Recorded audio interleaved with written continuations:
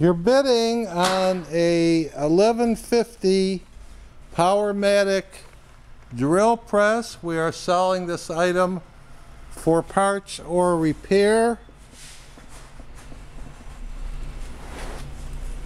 It's got a 12 by 18 work table, the working surface, and then there's an oil groove around it, and the overall dimensions are 21 and a half by 15 and a half.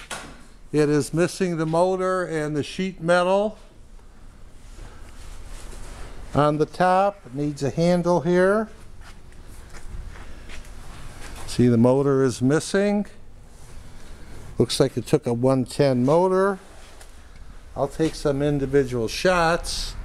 This came out of a machinery dealer that retired and sold all the assets.